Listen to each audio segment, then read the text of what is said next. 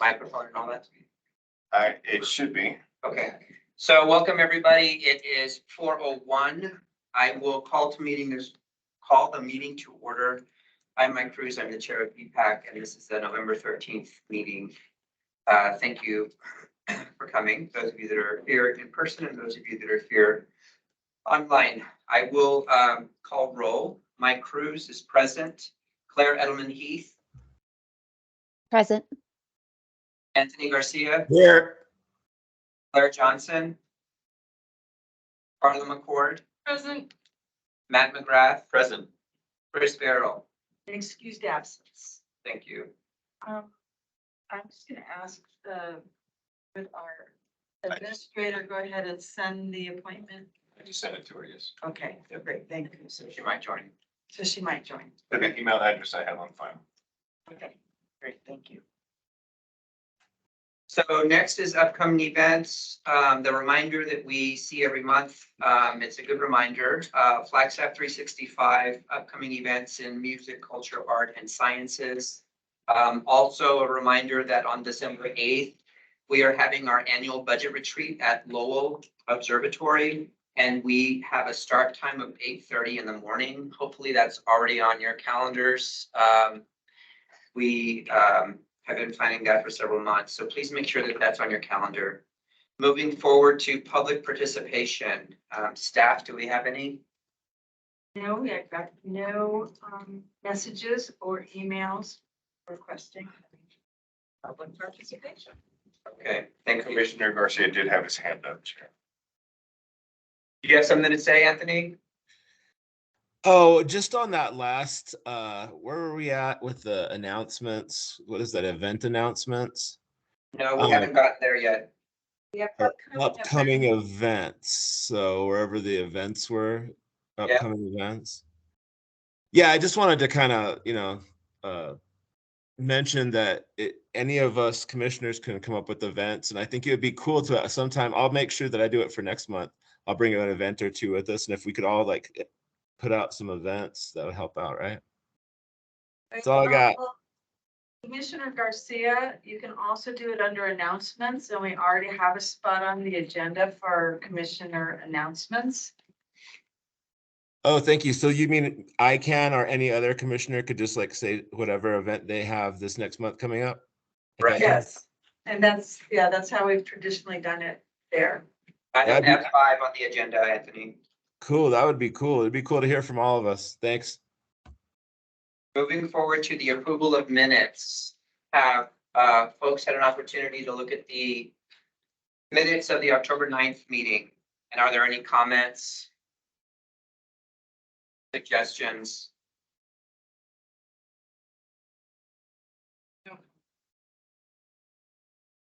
If not, I'll entertain a motion to approve the minutes of last month's meeting as presented. Motion to approve minutes. Thank you. Section. Thank you. It's been moved and seconded to approve the meeting minutes of the October 9th meeting. All in favor, say aye. Aye. Anyone Aye. opposed? Thank you, Claire. Anyone opposed? Anyone abstain? The motion carries and the minutes are approved. Thank you. Moving forward to announcements. Staff? Yes, so I'm just going to start with the first two items are the two events that staff and commissioners attended in October. So I'm going to start first with the Public Art Administrators meeting. That's a statewide Public Art Administrators meeting that was hosted by Tucson on October 13th, and Chair Cruz and Commissioner Garcia attended, as well as Kristen and myself. So I just wanted to have this announcement, just impressions and what everybody got through the meeting. And I'm going to go ahead and ask Chair Cruz if you would start. Sure. So the event in Tucson was actually lovely. The folks who were in attendance were arts people from around the state. Typically, there were folks from the larger cities, but there were folks from the Phoenix suburbs as well. It was nice to hear about what folks in similar programs were doing. They had discussion points. One of them was on diversity. They talked about diversifying the artist pool in terms of the call for artists, but they also talked about diversifying the art. I thought that was a really good discussion.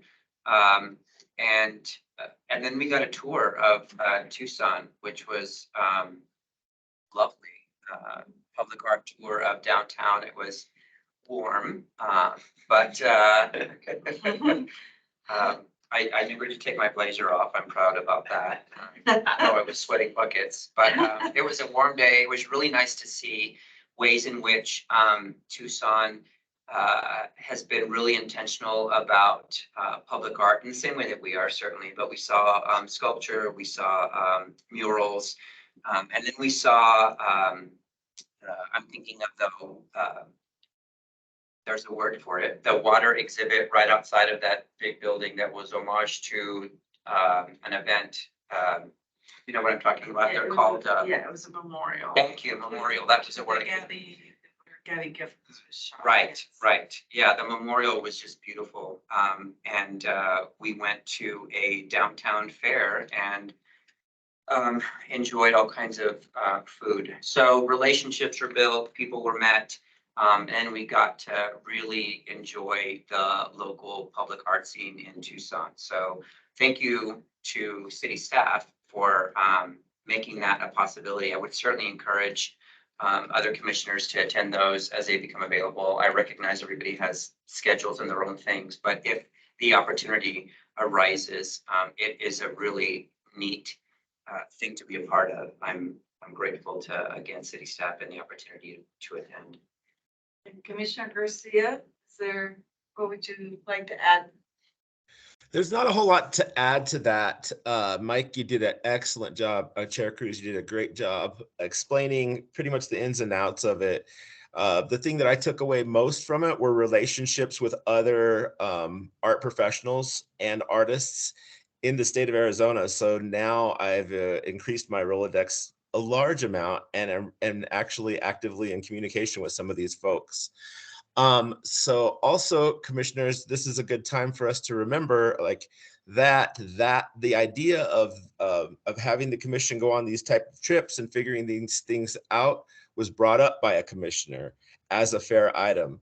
So any kind of fair items, it doesn't have to be like this one, that we can bring to the table, that outcomes could really be prosperous the more that we interact with the process itself as commissioners. The art was beautiful. Hanging out with Jana and Mike and everybody in real time was kind of the icing on the cake for me, getting to know each other on a personal level. Super encourage in the future for everyone to get involved with this process. I think Tucson, I don't remember if it was Tucson or in Phoenix, that they were most impressed that commissioners were actually tagging along and cared so much about the the event itself and learning more. And I think that's just kind of what we embody up here in Flagstaff, is all of us commissioners really care about the process. So thanks to staff for putting it all together. You did a wonderful job on both of them. Jana, I'm bowing right now. Thank you. Well, I'll just add a little bit about the second one before opening it up, which was a bit more of a workshop. And it was geared mostly for artists who are trying to come into the process of public art. And we actually subsidized local artists. We paid the registration fees. We had, I think 8 sign up, but I think there were 7 who were there. It seemed like one person was in the end not able to make it. And I was actually putting on one of the workshops, so I didn't get to attend the other ones in the morning sessions. But we had also kind of a panel led by Greg Tusser, who is really one of a founding public art administrator in the state. Came on into Phoenix, I think 1996, and really opened up. And he was the person who hired me, so he's kind of been my mentor all these years, and just opened up types of infrastructure projects that public art could be part of. And the Phoenix wastewater plant, the waste recycle plant is a really great addition. And I'm sorry, like, we didn't have time to go see any public art while we were there. But I found, it seemed to me, we got some very positive response back from the artists who attended, that they got a lot out of it. One artist who's applied for some projects and gotten projects with us, but just said, oh, I'm totally, like, this is just upping my game immensely to change it. So What kind of content were you guys sharing? we had, I think I sent the agenda out, but it was more like I was doing behind the scenes of a selection panel. What happens in a selection panel? What do they talk about? What do they view? We had a couple of premier public artists like Mary Lucking say just how to get into public art at all.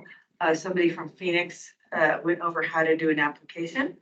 And there was a fourth one in the morning, and I'm not remembering what it is right now, but then in the afternoon, we had fabricators. The one, For the the other one in artists. the morning was the artist from the library.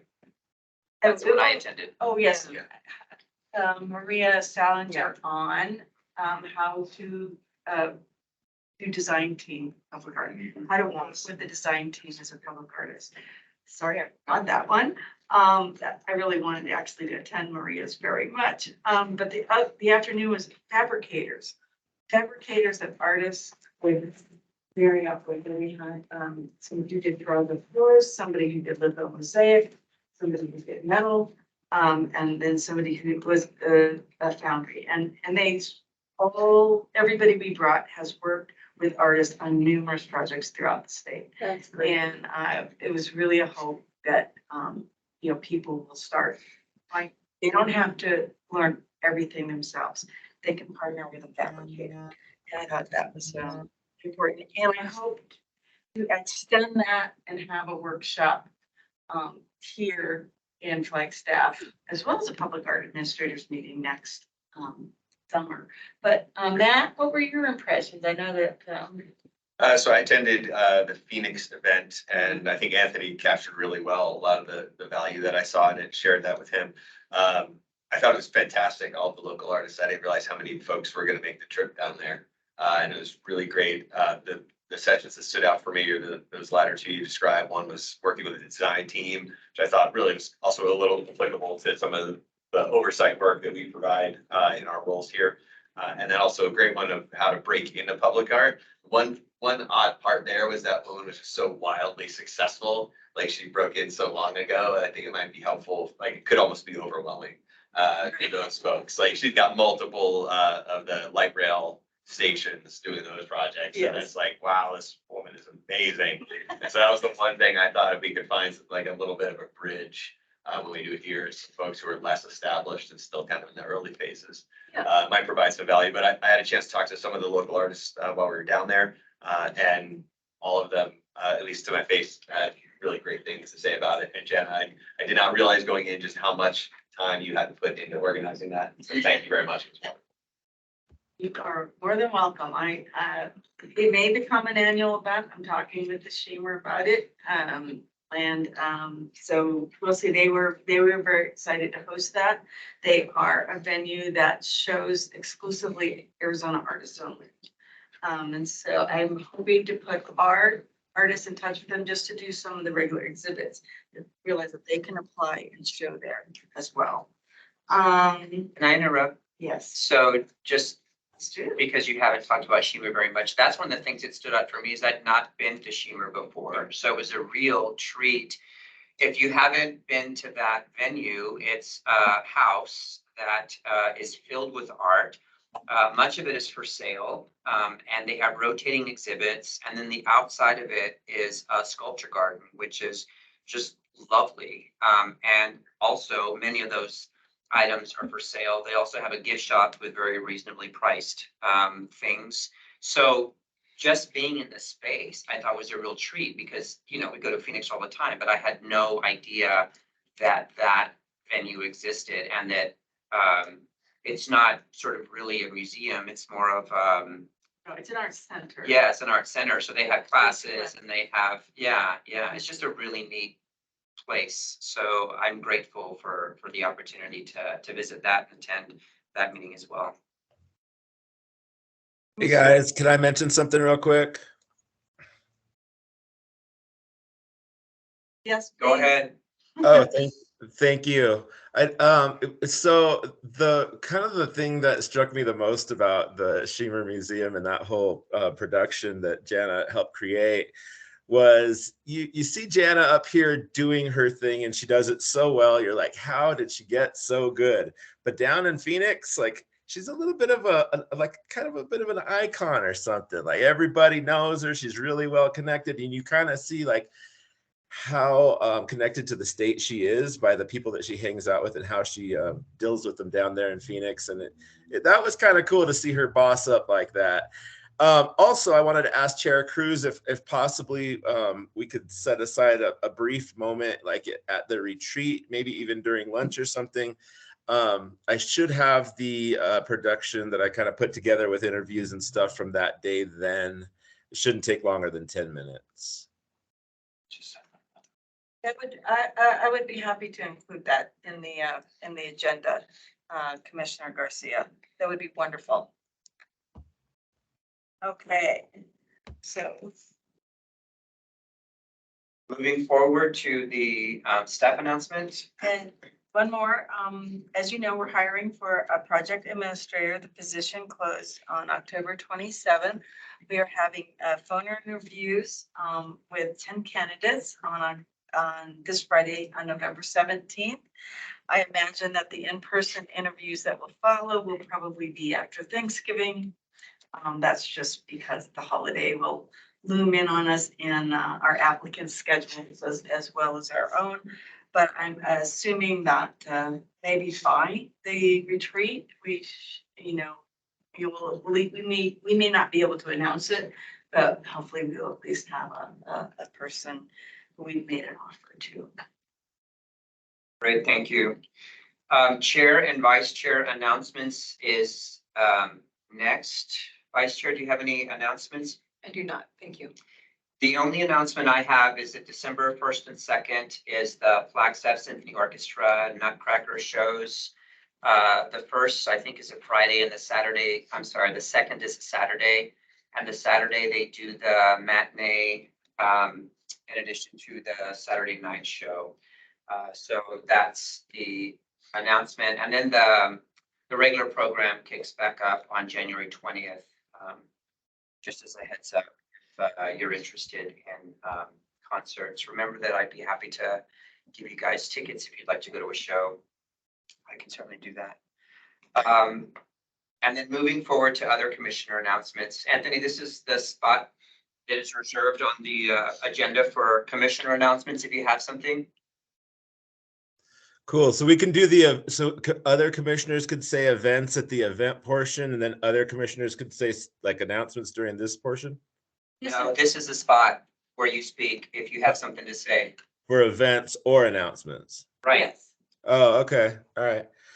Well, so Coconino Center for the Arts has their annual fundraiser, which they call All Things Four, like four as in like the golf swing, because they're going to be doing their 9 holes of public created, art orientated putting holes.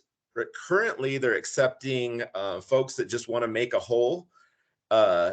Creatively, they're accepting applications. Basically, what that means is the community can let them know that they're interested in what they were doing, and then the community can put that together, and then they are in competition for prize money. So you don't get money on the front end, but you do on the back end.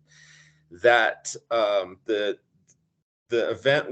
fundraiser will, I think, start on January 13th, and there will be tea times open for the community, before and after that. So it really helps out some of the folks that BPAC indirectly funds through the BBB fund, Coconino Center for the Arts and Creative Flagstaff. So hopefully we will get some folks, or if you know any folks that like to build stuff and are very creative, they could use their expertise to shine with a brand new putting hole down there. Thank you, guys. Hey, Anthony, do you have an email or an announcement or something that we can share? I actually haven't seen anything on social media, so we can get that if you have something and we can share it out to our networks. Cool, thank you. I will get this over to Jana, and that would be great. I'm trying to think of what else I'm trying to think of right now. Give me 1 second. Oh, I'll save it for later. I can't remember. Thank you guys, though. Are there other commissioners who have any announcements at this point?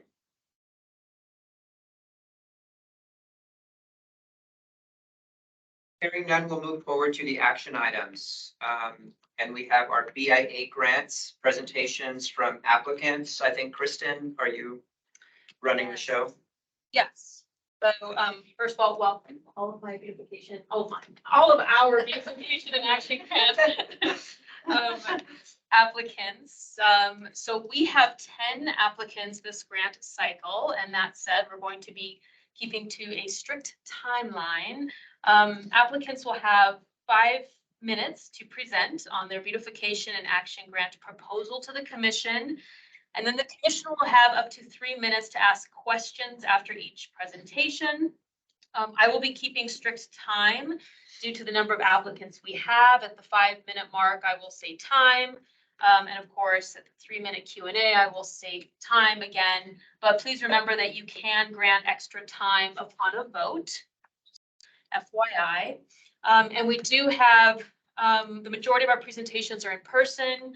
We do have 2 virtual presentations as well. And suggested actions, listening to presentations, asking questions, and discussing. Approvals to be considered after all applicants are finished with their presentations. And applicants, just as a reminder too, we'll have you present at the top of the top table there. And after you present, feel free to leave. You do not have to stay. And then I will be in contact with you at the end of the week. So with that said, let's welcome Stephanie Washington. She is our first presenter, and she will be presenting Little Free Library Sunnyside. Before we start, so commissioners, are there any questions, folks on the line? I just had one question. Please. How much or how many of these grants are we eligible to give the thumbs up to? All of them. Okay, we got 10. Good. Thank you. And I just also want to note for the record that Commissioner Johnson joined us at 4:06 p.m. Thank you. Hi, Claire. Hey. Okay. To make sure you guys. Thank you, Ms. Washington. You're very welcome. Thank you guys for having me. Ready? Okay. Good afternoon, everyone. My name is Stephanie Washington, and I'm here today seeking approval for a beautification grant. My mission is to build little free libraries throughout Sunnyside. I've had the privilege to call Flagstaff home for over 20 years, with the Sunnyside being my neighborhood for the past 5, maybe 6. My husband and I and our feisty little 3-year-old live in this childhood home that is located on 1st Street. Sunnyside is one of Flagstaff's older neighborhoods, bordered by McMillan Mesa to the west, Cedar Avenue to the north, 4th Street to the east, and Mountain View to the south. And in my opinion, is like the perfect pocket of the city. The location lends itself to being a very walkable neighborhood. Within the newly built Killup Elementary School, Coconino High School, Ponderosa Park, you'll see people from all different neighborhoods, all walks of life, utilizing Sunnyside. Being a working class neighborhood, the residents of Sunnyside rely on each other and have fostered a beautiful spirit of community. I saw this firsthand with the cleanup efforts after the flood. I see it when neighbors help each other shovel their driveway, thank goodness. They get to benefit from it when my neighbors bring me homemade tamales. That's the best part. Now I want to do my part in keeping the spirit of fellowship amongst people by building these little free libraries and promoting camaraderie. The idea behind the libraries is the motto, take one, leave one. This mindset promotes access to books without the stress of cost. I do have some handouts. I have a photo of a couple examples along with my approval letters. So you guys just have. Kids walking to school or families out walking the dog could find one of these little libraries and discover their new favorite book. The benefits of reading and reading to children, even just 20 minutes a day, has been shown to improve test scores, grow vocabulary, and build empathy for others. Here in the US, we're kind of facing a literacy crisis. There are over 30 million adults that cannot read or write above a third grade level. To bring it a little closer to home, Arizona ranks number 41 as far as literacy, with 23% of our adults being illiterate. We all know that literacy is an essential skill of this modern world. The ability to read and write proficiently, use technology effectively, and apply knowledge in a meaningful way are all factors of functional living. Children who are not proficient in reading are most likely to get bad grades, have more absences, and develop feelings of incompetence, which leads to low self-esteem and isolation. All of these things can carry into adulthood. Speaking broadly, the connection to low literacy in early childhood and its effects in adulthood can lead to higher rates of unemployment and political disengagement.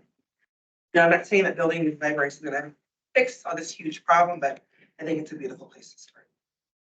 When building these libraries, I'm able to register them in the database within that program, so that those traveling can locate us and they can find a book or donate a book. The installation, restock, and upkeep, thank you, will be my responsibility and privilege. I've been working with Hope Cottage and the Family Resource Center to maintain the stack of books, making sure that all ages and genres are represented, as well as books in Spanish. I would be purchasing the libraries direct from the Little Free Library site and painting them a Sunnyside yellow. I've received approval from 3 spots already, with my goal being 5.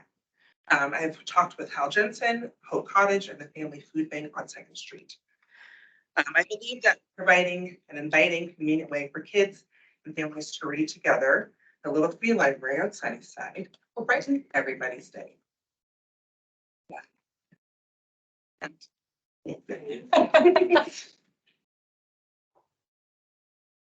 I'm gonna sit for the questions if that's okay.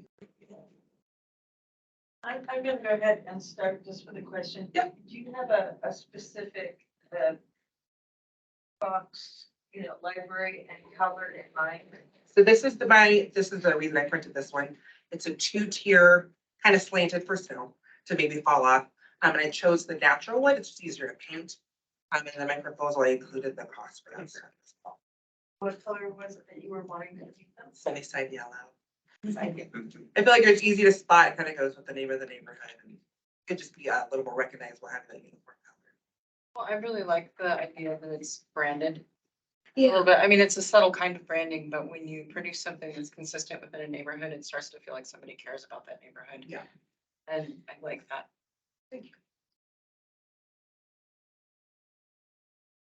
Do our commissioners online have any questions or comments that they would like Ms. Washington to address?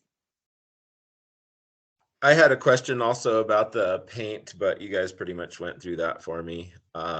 I want you to know that this presentation brightened my day, so I can see the future of bright days happening for all of us. Thank you. Your proposal mentioned joining this online network of little libraries. Is that still in the plan? Oh, yes. Oh, yeah. There's people that travel, kind of make it their souvenir, by finding books at places, but putting us on the map helps for locals. That helps for those that are traveling since we get so many visitors. Sure. Yeah. Thank you. I don't have anything else. Thank you, guys. Thank you. Thank you. Thank you. I can breathe now. Good luck. Thank you.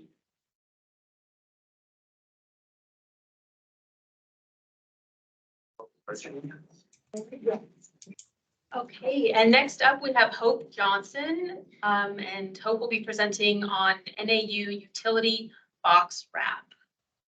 Awesome. Thank you. I'm joining online. My name is Hope, and today I'll be speaking on the BIA grant proposal to wrap an NAU utility box. Do next slide. Awesome. So for a little personal background, I'm an NAU student and employee currently. I'm not an artist, but I saw a need on my campus and in my community that needed a little bit of improvement.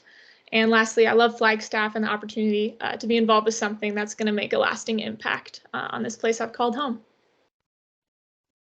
So a little overview on what I'll be talking about today is I'll be speaking on the location and current condition of this utility box, then our proposed action and logistics, how we're going to wrap it and all that, and then I'll go into a budget that's going to break down our costs.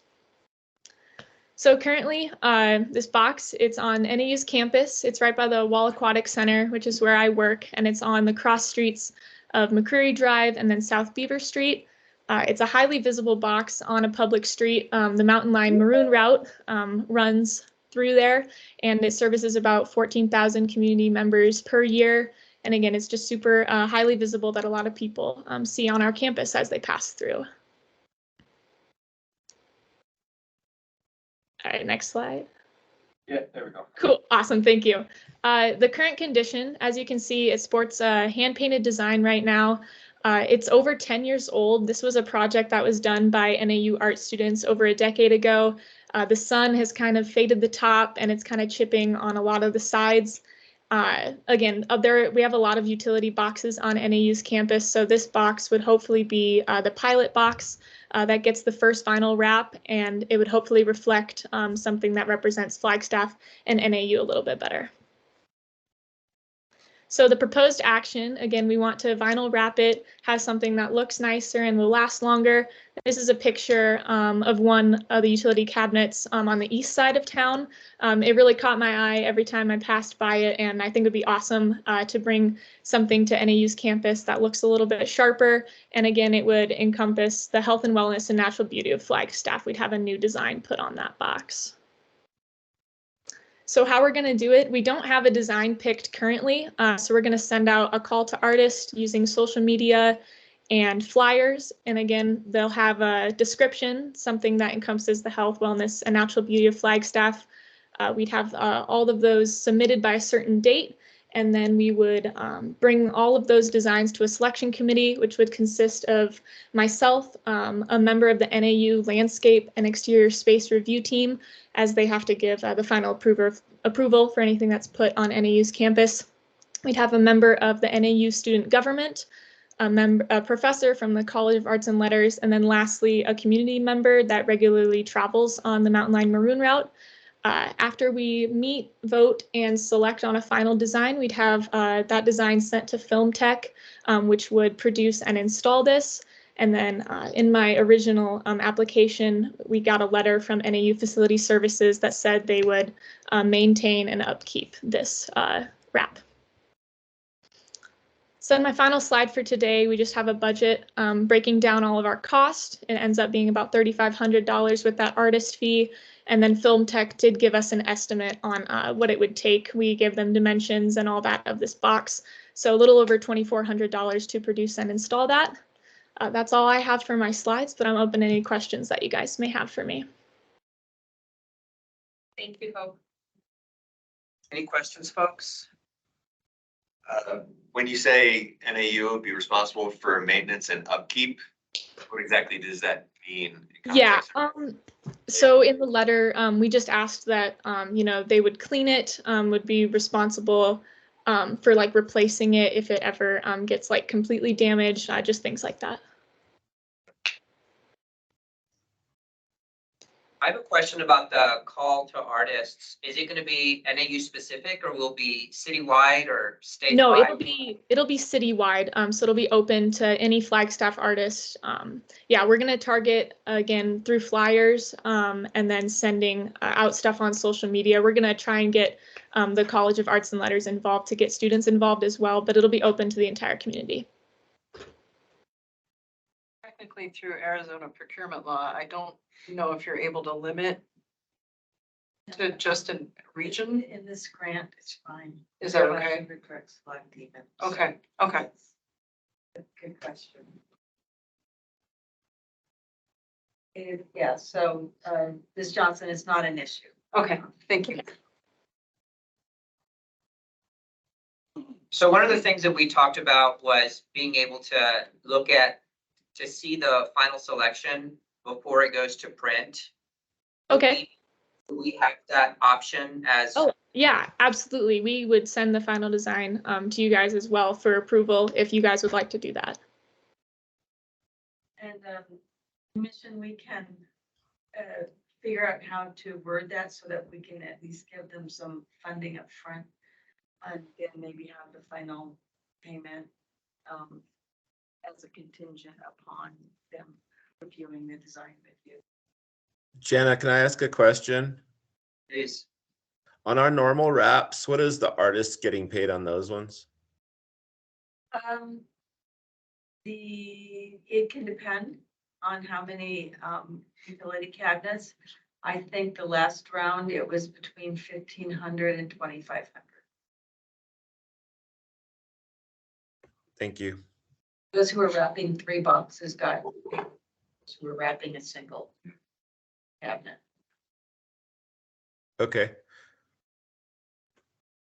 And Jana, I have more of a, I guess, a statement. There were quite a few kind of guidelines that we had to abide by for the wraps that we've done other places in the city, like there can't be branding. And I remember talking about how like the lumberjack is branding. So are those guidelines that we would want to pass over for this project so that the artists are aware of that? And we're at time. You vote to add another minute so that I. can Yes, end? please. I motion to add another minute. One second. Favors? Aye. Aye. Aye. We can, they're not obligated to follow. But it could be a requirement that you put on the approval. And if it's not necessary, you know, it could also be vetted out through the jurying system as well. If you see something that's not appropriate, you know, and if you don't want to limit your artists, is what I'm thinking. Did you get that, Claire? Yeah, I don't want to limit the artists, but also I do think it's important if it's being funded by the city that there are those guidelines in place. Good. Your choice. Any other questions or comments? We're probably out of our extra minute, but we can vote more. Okay, thank you. We can move forward. Thank you so Thank you. much, Ms. Johnson. Thank you. Next up, we have Laramie Sandlin from Dark Sky Brewing, and Laramie will be presenting on the beer garden mural. Laramie, and I'm the owner of Dark Sky. I'll give it there. There's a right, I print them out here for you. Okay, and we, so we might have to show up to the camera for those who aren't here. Just pass them on to the commissioners, and then maybe, Craig, you can hold them up to the camera afterwards.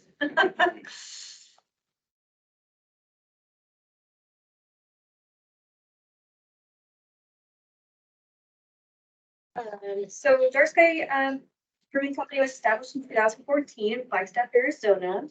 Flagstaff, Arizona, as you know, is the first international dark sky city. That's the brewery found its name. Being the seventh brewery in a small town meant DFB had to be creative. Therefore, we strove to create 100 different recipes in our first year, and I've brewed at least 100 different recipes every year after that, with over 800 today, which is crazy. During the summer of 2021, we were running out of beer. Thus, we made the decision to expand to the next door building, which we lovingly call the beer garden. So with the beer garden, we kind of created a space that would allow for more community fundraising, community events, and we have really, we finally hit our goal of $420,000 in fundraising since 2021 to 2023 year to date. So the goal really with this mural is to sort of create more of a community space for that fundraising, more beauty to allow people to want to come and fundraise with us. And the goal really of the mural itself is kind of inspired by the pollinator gardens that we have around the building itself, that we got all the plants from the Arboretum. So we're kind of extending those plants that are in the gardens up onto the building and just sort of creating a year-round community space, you know, so when the snow hits, the flowers will still be there. But I'm hoping that those pictures kind of show how we're just kind of bringing up all the different plants and having them sort of grow throughout the winter. So let's see how we can best present these to our online commissioners. Yeah, and they were included with the original proposal too. Right. Yeah, okay, I've seen that. Yeah, I just want to bring something bigger. Last meeting. Okay. Oh yeah, guys, I already saw some stuff on last month's agenda. I read through all that stuff. There's a bunch of pages. Okay. So it's time for questions. Questions or comments?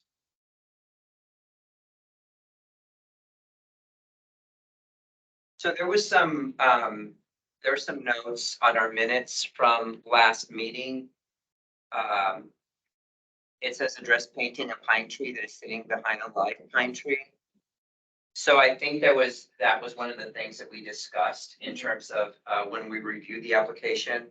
And then we were also curious about whether you have identified an artist. Yes, I am an artist. I am a contractor. So we were going to plan to self-perform.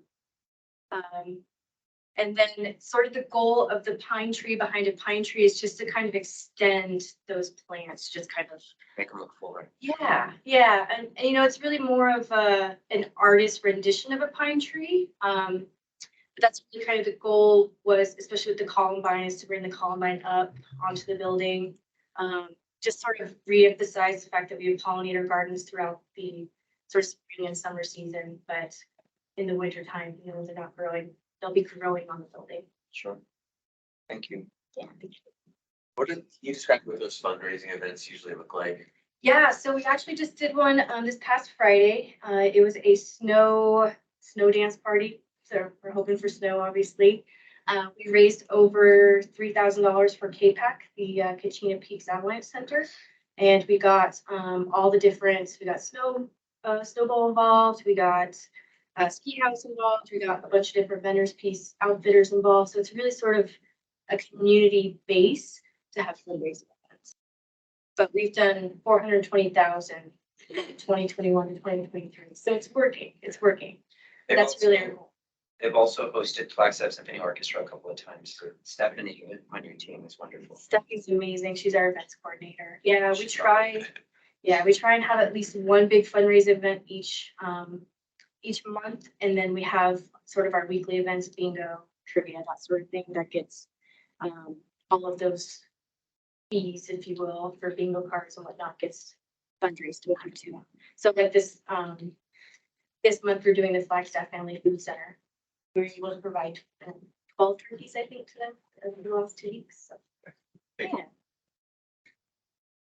Any other questions or comments from the commission? Thank you for your time. Thank you. Yes.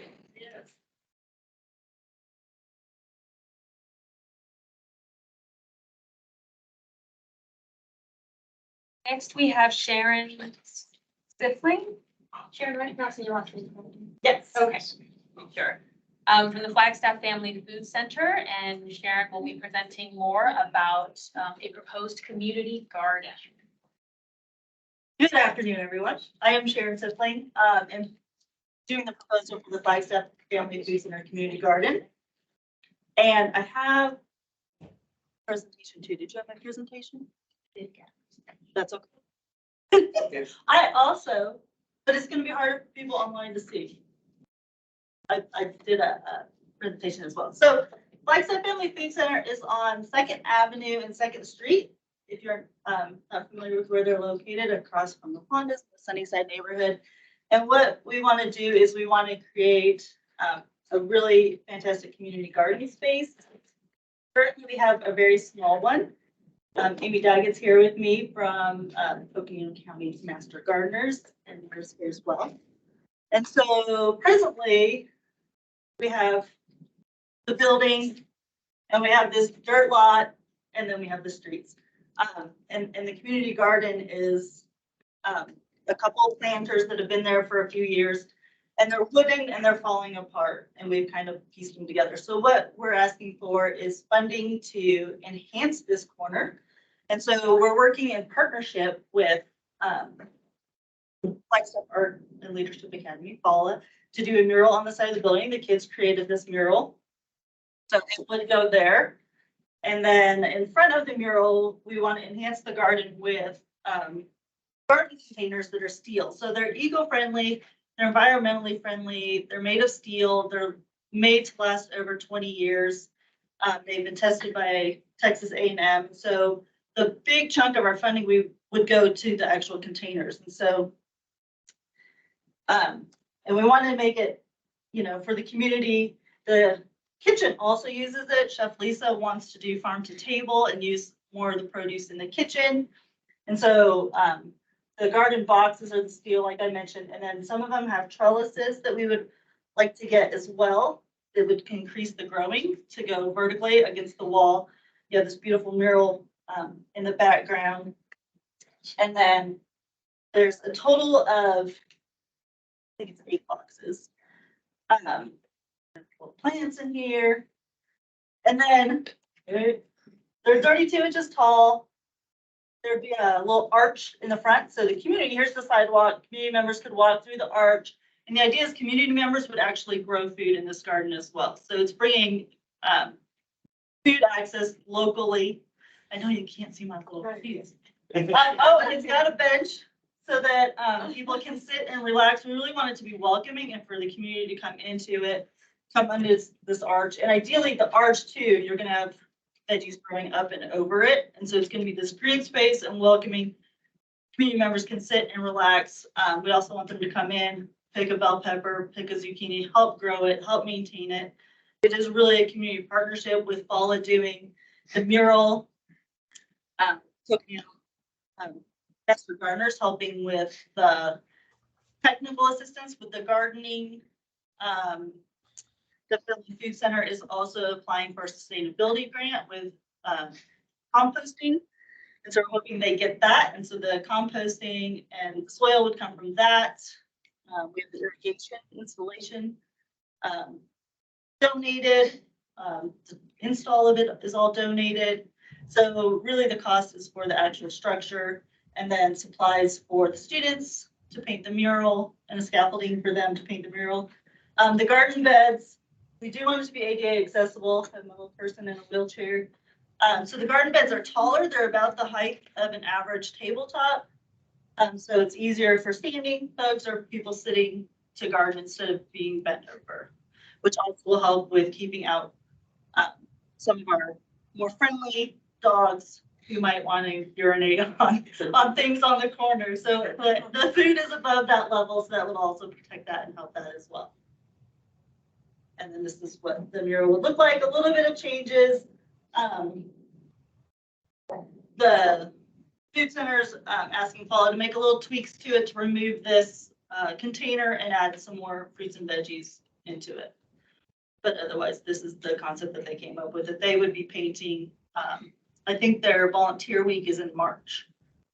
And then we would hope to have this all set up before the summer growing season. So it would be in the spring installing.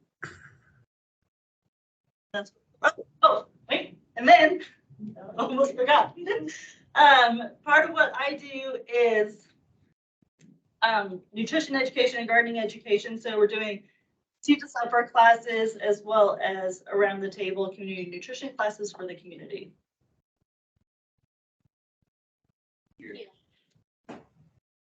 Any questions or comments from the commission? No question, just love the visuals. Thank you. Yes. It's helpful for me.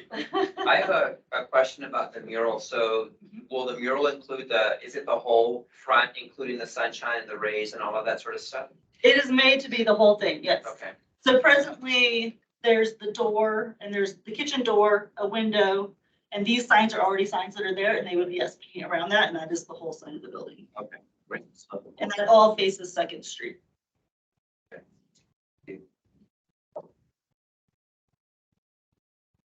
No questions or comments from the commission? All right. Thank you very much. Thank you. Sorry that we missed your presentation somehow. That's all right. You aced it. Yeah. Would you like to see the little veggies now? I appreciate you letting us come and present. Thank you so much. You too. And then next we have a virtual presentation by Molly Keene, and Molly will be presenting on the Canyon Colors collaboration. Hello, everybody. Can you hear me okay? Yes. Awesome. I'm Molly Keene. I'm a muralist. And this collaboration is basically with me, the artist muralist. You'll see a design rendering of the mural that we're proposing. Habitat for Humanity in Flagstaff at their flagship store is the wall that we're looking at painting. And M3F, which is a festival, 100% nonprofit festival that directly supports Arizona communities year round. And then also another collaboration with native artist Raf, who hails from Cottonwood and lives in Flagstaff, works at Habitat. And Eric's also here. He's the director of Habitat. You think you can see him there too. So yeah, basically we want to create this large scale mural. It's 20 feet by, I think it's about 80, depending on what we decide to do. But right now it's just a blank canvas. It's in the public, it's in a parking lot, and we're just gonna have Raf and I basically paint this mural before springtime. And the budget that we're asking for, it would go to supplies and materials and to support Raf. Yeah, so that's kind of in a nutshell. I know you have a lot of presentations, but Eric, is there anything you want to say or? No, I would just say that all of us here at Habitat are really, really excited to be able to beautify the 4th Street corridor. The location of our building is perfect as you enter into 4th Street. And, you know, just like Habitat is doing by building workforce housing and by providing discounted goods for our low-income families through a restore, we just want to make sure that everybody knows that this is a bright and beautiful place to come and shop. And we are just even more thrilled, one, to have Molly on board with us, but also to have our landlord's full approval on this by taking up 1/4 of his building completely. And so we're just thrilled to be able to have the opportunity to partner with the city.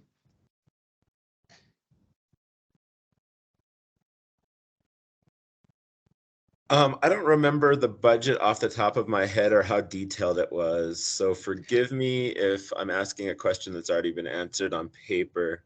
But just because of like our inclement weather and our proximity to the sun, I was wondering, have you guys considered like paint or like treatments to protect it?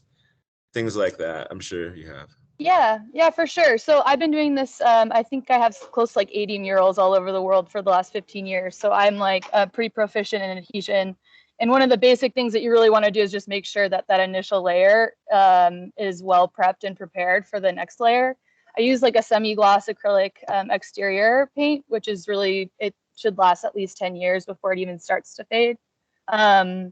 The itemized budget list, we're asking for $4,500. It includes like primers, tools, cleaning supplies, tape, paint, wall labor, some, and then like some drop cloths and things like that. And then it's being matched in other avenues too, but this is just the portion that we're asking for. Oh, there you go. No, I think that is not the itemized one. They requested another one. No, it's okay. Yeah, there it is. Yeah, there it is. Itemized. Yep. Cool. I get it. I really appreciate the collaboration. Thank you. Yeah. And the design, a lot of it was basically between me and Raf. It's a lot of elements from his where he grew up in the area, and then my elements just from living there as well. So it's a pretty cool collaboration. I'm excited to. It's Raf's first large scale mural too, so it'll be fun to work together. Molly, pardon my interruption, everyone, but Molly, could you also mention the how M3F is participating financially in this mural too? Yeah, they're matching an additional $11,500 for labor and materials. So these would be additional funds from the M3F Foundation for this particular project, and I just wanted to share with the commission that M3F over the last 4 years has donated $290,000 to workforce housing to Habitat for Humanity as well. Is that 11,000 match guaranteed? Is it already, is it a done deal? Yeah.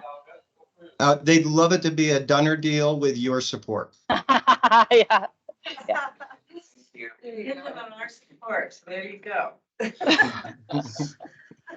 Any other questions or comments from the commission? I just thank you for introducing something on 4th Street. I appreciate it. It's an important place to get some big art. All right, thank you. Thank you. Yeah, and I just want to mention one last thing that it can be, like the design can be revised, or if you want to, this is just like a preliminary. We want you to see what it is and kind of stick around that theme. So. I think it's pretty awesome. Okay, okay, great. Thank you, everybody. Thank you. Thank you, Molly. Thank you. Okay, next we have Kelly Dippy. And Kelly will be presenting, and Kelly will have you actually, Yeah, I wanted to give oh, sure. a present little from handouts here. over If you take there. a look at here, and I've got a bigger one here to pass around because the print of these, the department wanted to be a little bit bigger on the inside. We got what we got here in the short time that we had to organize this. And so And Kelly will be presenting today on the Texas Roadhouse Utility Box Wrap Flagstaff. pass that around, it's a little bit bigger, so you can kind of see what's going on there. So kind of want to preface this today. First of all, my name is Kelly Dippy, and I appreciate your time and consideration today. Flagstaff is a city of connections. We connect with people all around the world. Tourism, students come here from all around the world to study. We have people who come here to do research work and do things like reintroducing the wolves here to northern Arizona. Part of the project with the Texas Roadhouse is to, and the art that you're going to see there in that brochure and it's being passed around there is not the final art. It's an example of my style of art and what we're looking at doing for this. The final art will have things like pine trees in the foreground on the front and back to kind of represent the Coconino National Forest that we have here. You'll notice that the mountains represent 3 peaks. And then on the ends, we're hoping to maybe put some wolves, a couple of wolf silhouettes on each end. And so what you kind of see there is whenever you're driving into the sunset side, as you're heading westbound, you'll see the dark the moonrise portion of the painting. When you're driving into the sunrise, into the east side, you'll see the sunrise on the box there. It's a rather large utility box. It's right on Route 66 at First Street. It's a lot of visibility from travelers.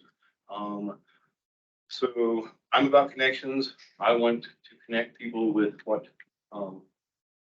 Northern Arizona and Flagstaff is all about, which is why I've kind of chosen the style of art that I've done there. Very Northern Arizona influenced. I've lived here for the last 20 years.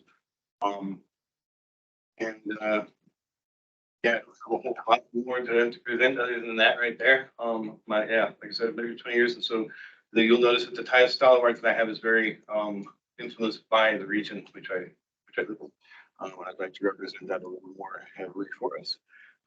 It allows people, like I said, we're about connections.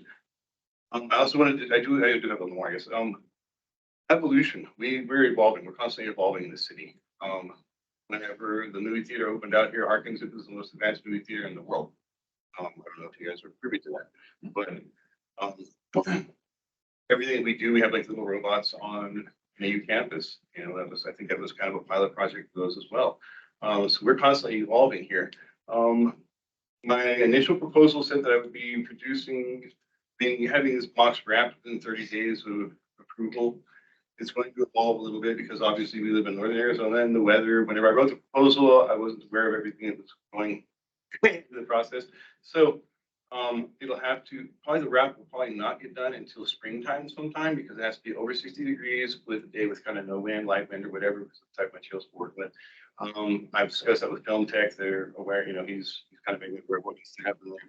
So I'm going to present you guys with that. And initially I mentioned that I would be doing a 40 by 60 painting to donate to the Roadhouse, but I think that's going to evolve into 5 panels. And they're going to probably be 16 by 20 or 24 by 30, something like that, in consideration of their interior space, but also in consideration of how I'm going to be presenting the artwork on the box. You'll notice that there's not a top panel listed there. It's just, again, because I didn't have a top panel available currently to demonstrate, but it'll be a dark sky star field with the moon probably overset in the corner where all these moons will line up. So where whenever you're looking at each side of the box, 3 sides will represent the moon, one will have the sun, obviously in the sunrise. And so, but the moons are designed to line up so that, like, if you're looking here at the moon, you go to the other side, you'll see the moon on the same side. And that's going to be up in the corner, I believe, the top left corner of the west facing panel. So, I'm sorry, the east facing panel, so west side. You see what you guys last. So, any questions or comments? What, just so we understand it, what is the approvals process with Texas Roadhouse to put something on their property? If he owns the property, it's already been approved by both APS and by Brittany Griffith. So yes, she's the owner of the Texas Roadhouse and that is on their property. Cool. So I know there's a lot of utility boxes that are controlled by ADOT in that area. So this one is not. This is an APS. Yeah. So, and I thought that was what better way, yeah, to get on Route 66 than let's just do that. Yeah. That is a struggle we have addressed. Yes. Yeah, absolutely. Quick clarifying question. Did you say you're donating work to the Texas Roadhouse? The painting that I will be doing, the paintings that I will be doing will all be donated to the owner, to be placed in the Texas Roadhouse for historical, like, reference, you know what I mean? So people can go in and view the original artwork and then see the artwork outside as well. Okay, yes, got it. Thank you. When will you have the final design done? The final design is probably going to be when I can fund all of the panels for it. So I'm on a limited budget myself personally, so I can go ahead and, as I've been doing here, like, I kind of did this here just so we would have examples and stuff, but I want to do a little bit bigger panels than what I've got. So probably through December, January, February, and our cold months when I can't be wrapping, I'll be actually working on that design to fulfill it. But it will be almost identical to what you see here, again, with pine trees in the foreground for the front and back, and wolves silhouettes on the sides to represent what we're doing with trying to reestablish the population here in Northern Arizona. So I guess I probably want to anticipate something that the commissioners might ask later. You know, you can, a wolf that can be depicted in a variety of ways, right? Is it going to be realistic? Is it going to be like, the kind of almost say coyote howling at the moon? Yes, it will be the wolf howling at the moon, sort of similar to that, and that's because it's such a widely recognized sort of symbol.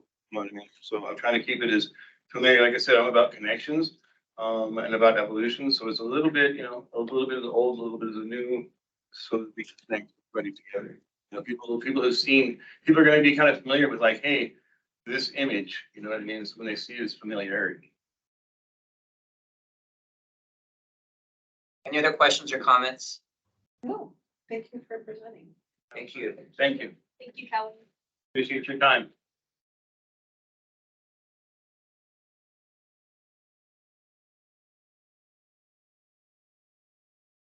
We have Susan Lamb from Friends of Willow Bend Gardens.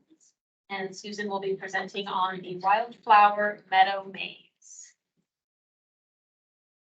So do I ask you to advance when the time is right? As Kristen said, my name is Susan Lamb, and I've been coordinating the restoration and improvement and maintenance of the Willow Bend Gardens for about 5.5 years. I supervise a group of volunteers, and we're technically county volunteers because those gardens are in Archuleta County Park. That's not clearly understood by a lot of folks, but we do have permission from the county. And well, let's just get started. One of our volunteers came up with this idea of having a maze. we have a lot of interactive things in gardens, and we have a lot of students, university level students. We have a lot of kids come there. And so it's surprising how much traffic we get and how engaged people are. Sometimes we set up a little bird fountain, and there were flat stones and a tube of water dribbling on the flat stones for birds. A visitor, anonymous, came along and found a stone that was curved and directed the tube onto that, so it became this completely different thing. So we do have that interaction going on a lot, and of course we glue the rocks in place and still did survive. Next, please. Well, what a maze. As you probably know, the Willow Bend Environmental Education Center is at that site. That's a completely different organization, but they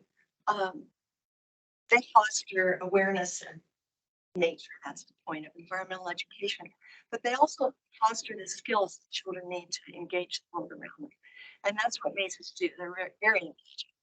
I looked it up. They're being installed in schools across the country, public space across the country, because they teach confidence, patience, problem solving, cognitive skills, motor skills, visual skills, and hand-eye coordination. And they're fun. Next slide. This is our group, or part of our group. We have a dozen core volunteers. We contribute over 1,500 hours of volunteer time every year.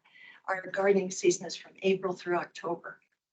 And we're there on Friday and Saturday mornings. Next slide, please. This is our volunteer who suggested it. And it's modeled on the lower right-hand corner of this turf maze in England. It wouldn't be turf, it would be a wildflower meadow. So over the season, it would start very flat because the flowers aren't growing yet. And it would be a pattern in the ground. And then gradually it would come up probably to knee or hip high on kids. Next, please. This is, if you've never been there, these are the gardens outside Willow Bend at the Environmental Ed Center. It's above Sinclair Wash. Are you familiar with the location? Okay, good. Next slide, please. And this is the space that we'd like to put in. This is, well, as we've gone through the gardens restoring and improving, we keep realizing there's some unused space, some space that is not reaching any kind of potential. And so as you can see, there's a dog there, and that's basically what that space is used for. And we'd like to have it be something more appealing and just provoke imagination and playfulness and engagement. Next one, please. That's in its current state. And we would replant. This was an area elsewhere in the garden that was another blah area, nothing going on. And next slide, please. We turned it into a children's outdoor classroom. And that is, again, an effort to teach these skills. So there's a shelf with a lot of bits of wood, and you wouldn't think, I mean, you'd think someone would need to sit there with the child, their parents too, but I mean, you'd think there'd need to be instructions or something, but next slide, please. Here are the kinds of things these children spontaneously create in that garden or in the outdoor classroom. And the shelves were contributed by the county. At Runs Animals, there are several for the county as well. Friends of Northern Arizona Forest gave us the wood bits, and Scouts just build this. It's been a great success. Next slide, please. That's us again, and we hope you love our idea. And the next slide. You have questions?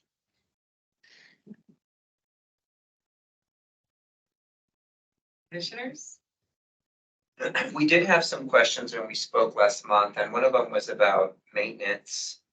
But now that I've heard you speak, I would assume it would be part of your Friday and Saturday morning. Yes. Okay. And so that includes upkeep as well. Mm-hmm.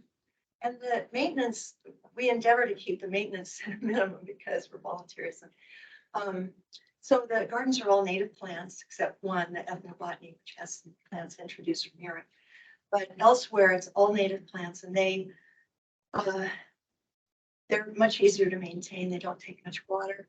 And they kind of develop over the years, over the seasons, into their own self-selected group of happy plants.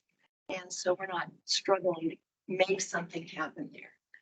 We plant and things mingle and reseed, and pretty soon we have a pretty much self-sustaining. Thank you. You're welcome. Other commissioners, any questions or comments? Thank you. You and Ms. Lynn.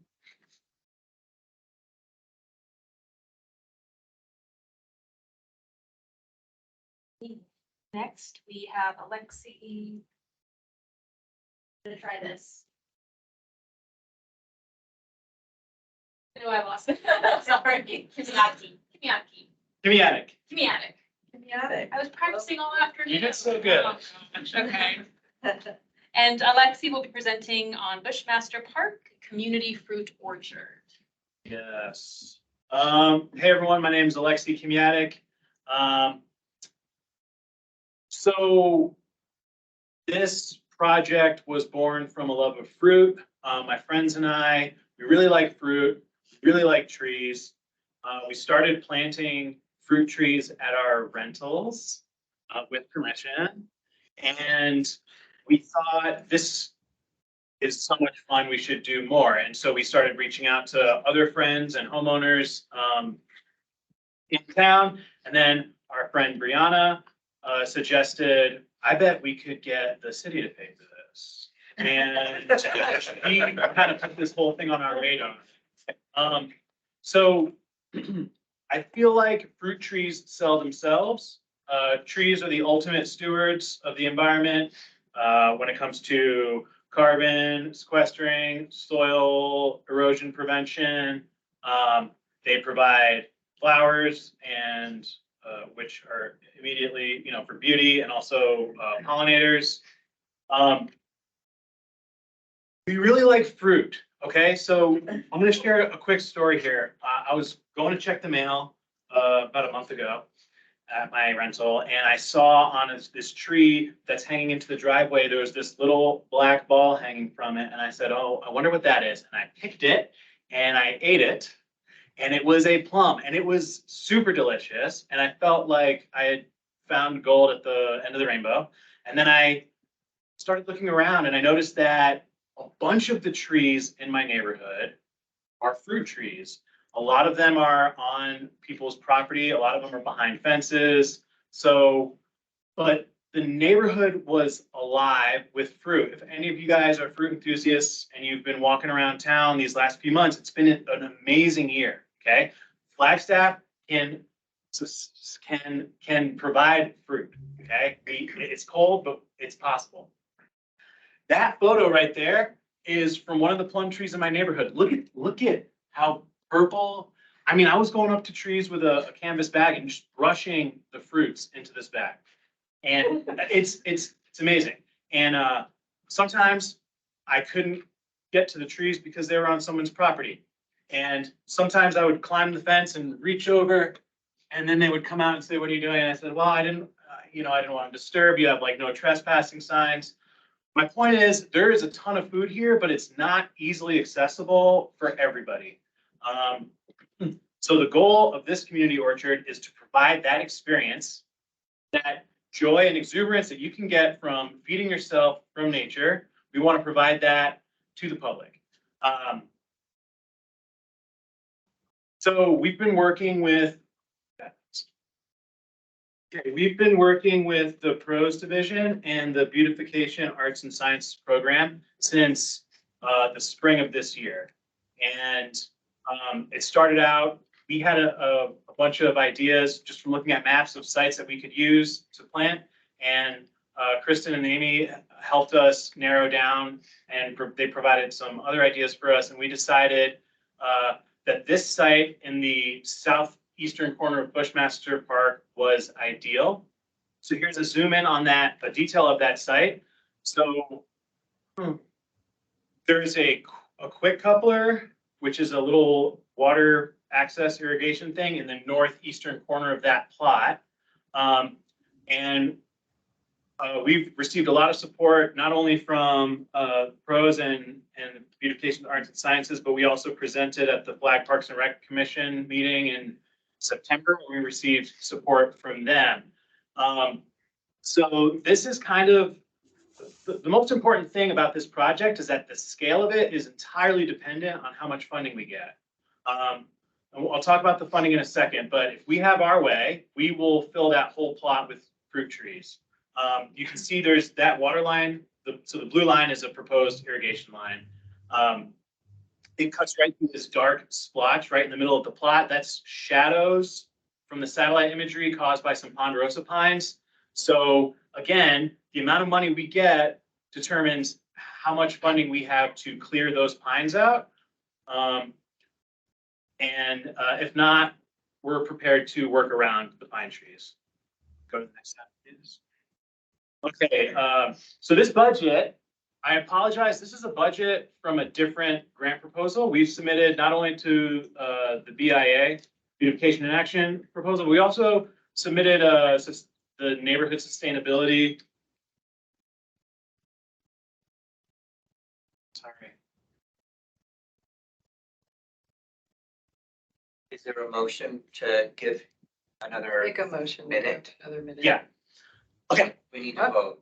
Vote. So is there a second for the extra minute? I'll second. Thank you. All in favor, say aye. Aye. Anyone opposed? Anyone abstain? All right, 60 more seconds. Okay, so the BIA grant we applied for is going to be $4,500. That's going to mostly cover the cost of the trees, tools, fencing, and tools and fencing materials. We also applied for the neighborhood sustainability grant. That's $7,500. If we get that, we're going to be able to hire a landscaper with an excavator to dig up the site and install the irrigation for us. The benefit of that is that it'll be faster and really it'll be quick and pretty. Whereas if it's us doing it ourselves, it might take a little bit longer, and we're going to be figuring it out as we go. So we're really confident that we're going to get funded by them because they think our project is really sweet. So can we actually bump to the next one? I'll answer questions about the budget. But there is no next one. Okay, so also, we always get questions about how we're going to harvest the fruit. We have preliminarily reached out to a bunch of people in our community who are super stoked. But there's still a Q&A. Okay. There's a Q&A, so. If anyone has questions about how we're gonna get labor and or details on the budget. Being in the Q&A. Any questions, folks, comments? So you, as the current guardian of a community garden, who's going to couple and uncouple the irrigation every day? So the irrigation is going to be installed by the landscapers, but the actual watering schedule is going to be administered by the city. And it'll be handled and monitored and. Yeah, there's a bunch of irrigation at Bushmaster Park, and Yes. we plan on just adding this to the list. Awesome. Congratulations on having that. Thank you. It's not a Claire, do you have a coincidence. question or comment? Yes, I was wondering if you could speak a little bit more. I mean, I think food forests and orchards are wonderful and should be in a public park, but have you thought about how to build community in terms of long-term maintenance of the trees? Fruit trees do require a lot more care than other plantings that might go in. So, how are you going to steward it, and are you going to have an organization? Right. Yeah. Right, so we plan on, as far as like the harvesting of fruit, we're gonna advertise, we're gonna promote via social media and also other media for people to go and harvest on your own. We plan to host pruning workshops where we're gonna go and have volunteers come and we're gonna show them how to prune. And so it would be like an educational kind of thing. We also plan on hosting harvesting days. at the end of the season, we've reached out to, we'd like to partner with FoodLink. Also, I've reached out to a bunch of people who have horses, and a lot of these folks would welcome any surplus fruit. So we're gonna host harvest days and cleanup where we're gonna actually rake the surplus fruit. And we know a guy with a cider press, and we're looking to host community cider pressing events. And in addition, if we have enough, it would be really cool to get a booth at the Flagstaff Farmers Market where we can dish out this food and this cider to the community. I have a variety of questions about removing the ponderosa pine trees. Sure. How many are they? How big are they? And have you looked into just how much it costs to remove a mature ponderosa pine tree? So the trees in question are not mature. There's a stand right in the middle of the site that's actually a bunch of really small ones. I contacted a landscaper, showed him the schematic, and we went over a bunch of different options because I wasn't sure how much funding we're going to get. So we don't know how many trees or how much space, but growing with the biggest possible site and the most possible trees that we think we'll be able to get, including tree removal, the estimate was in the ballpark of 5 to 6K. And it could be a lot less, but he wasn't actually on site. We were just looking at the schematic. And he said the more trees we have to remove, the higher it goes. But he estimates the digging and the laying of the irrigation alone to be $2 to $3 grand. And then any sort of extra tree work that needs to be done would be on top of that. And we're at time for Q. Do you want more time? Can I just ask one more brief follow-up to that? Sure. You want to move for another minute? I don't know if we need a minute. Parks and Rec Board was good with that, with removing trees from the park. I second. Yeah. Okay. Make a motion Okay. for a minute. Sorry, yeah. Just do the right thing. We received support from the commission. I'm not sure if that specific question was raised, but in our preliminary meetings with the pros and the Beautification Arts and Sciences program, tree removal was something that was proposed to us by them as an option that we could do if we wanted to. It can be fairly controversial. Yeah. Oh, pickleball.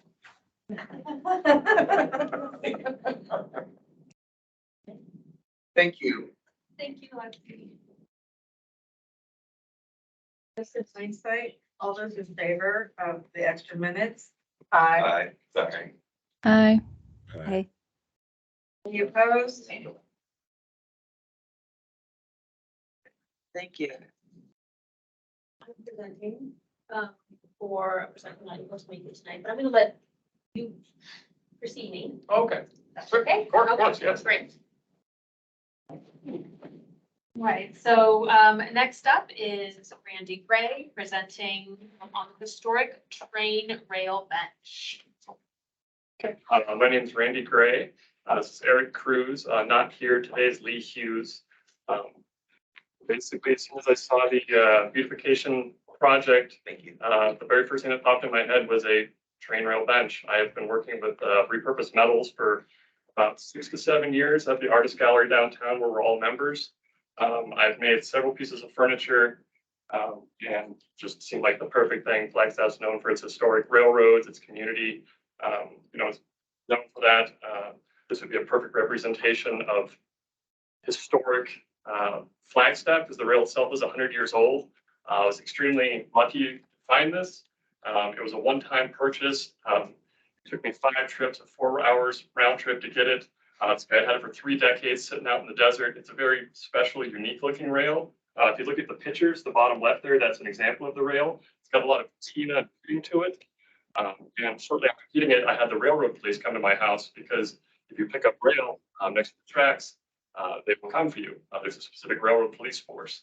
This was owned by a private person who had had for decades, and it was no problem. But I think frequently that's why you don't see a lot of repurposed rails. It just gets scrapped by the railroad companies and it never gets repurposed. So I've been repurposing this stuff for maybe 5 or 6 years at the gallery. And a bench, I feel, would just be a perfect addition to Flagstaff. The train station had showed interest. And so I think, again, this seems spot on a train rail bench at the train station. It could be a tourist, people would take pictures with it. And it would be something that would beautify Flagstaff for many years to come. The middle example there with the dog, that's Eric's work. The back of it would be using both a metal and a wood CNC. So the metal would be flush. So I have access to a metal plasma cutter, and so that's how I make the outline of Flagstaff. Eric has a wood CNC. That's how he does a lot of his stuff. He would make the negative, and so it'd be like a perfectly flat, flush, clean look. Also, I think I mentioned in the application, I am completely open to changes. If you wanted to be a train instead of a mountain outline, say historic train station, sky's the limit. I can design anything, and willing to work with whatever you feel would be best. The far right example there was something I made for the historic South Side community garden. That was repurposed out of old benches. And so generally, I'm a repurposing kind of artist. That's my thing. Whereas Eric and Lee are woodworkers, kind of with their own specialities. So that's why I recruited them, is I wouldn't be confident to do the wood to the quality that it would need to be, and that's why Eric's going to be able to get it done. What was the most recent project you had? I worked at Fratelli's downtown, the pizza place, the whole wall, if you walk in, it's the peaks basically, using repurposed wood. As you had said, that's what I also do, is use all repurposed wood with bulk pickup and stuff. So, and then I'll probably, instead of the CNC, probably use my hand router to carve this out. It's faster, it's easier, and I have a lot more control. So, but yeah, I mean, I think the bench is a perfect example of, it's 180 pounds, the rail, which would just center it really nice in there. Nobody's going to walk away with it, and it just can brighten up the area around the railroad. Tell us more about the visitor center in your time, at that location. I spoke with the person. She said that they were interested. We didn't talk specific locations, but aside from, I just know that they're interested in the bench. I haven't had too much communication aside from that. And I can add to that, actually. I've communicated with the visitor center as well. They would like to have this project on location at an area to be determined, most likely near the entrance, the front door entrance there and on the site. But they don't know, they haven't solidified an exact location. But we do have their permission. But we do have their permission, yes. And since Lee isn't here, that chessboard was an example of his work. Any questions? I have a couple questions. So one of the things that I think happens sometimes with tourist art here, like stuff in tourist focused areas, is it tends to become really heavily focused on the idea of like presenting Flagstaff and the mountain. Are you guys open to considering maybe a wider range of potential art? I was just talking with Eric, a train outline would be cool. At the train station, a metal train, really any suggestion. Yeah. But it is kind of the cliche mountain outline of Flagstaff, I understand. And I guess I would just ask if maybe it has to be. I mean, I look actually at this dog and I was like, an entire row of res dogs would be awesome. Because that's actually like a layer of Flagstaff that maybe isn't a cliche. And so that would just be something I would ask is if you guys are open to. 100%, yeah, absolutely. Yeah, no, I enjoy the design aspect of I think the computer CNC thing. So yeah, whatever. I think the rails really speak to what they are, and the woodwork speaks to what it is. It's really lovely, and so you have the strength of your materials already, and so. Yeah, I think you're right. We do pretty much anything. Yeah, absolutely. Any other questions or comments from the commission? Thank you for your time, folks. Thank you.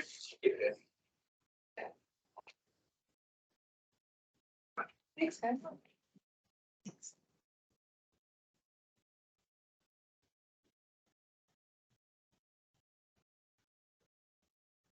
Time yourself. You're so good. Okay. I am here presenting today for the Sunnyside Neighborhood Association of Flagstaff. The executive director was unable to attend, but prior to today's meeting, I met with her and she went over their project with me, and then I took very detailed notes about the 4 questions that commissioners had upon initial review of that application in October. So just to remember, the Sunnyside Up Sunflowers in Bloom project is a project that strengthens neighborhood awareness and identity. And it'll be done through a large mural that will be located on the east exterior wall of the Market of Dreams. And this mural will contain a dynamic QR code that can be changed frequently, and the contents that are on this website ultimately associated with this dynamic QR code, and just FYI, there's no PowerPoint presentation, will be able to change as well. And the artist has yet to be identified. There are 6 artists that the organization is looking at, and they will be brought together at a future point in time to discuss the project and the outcomes that the organization would like to see as part of this mural.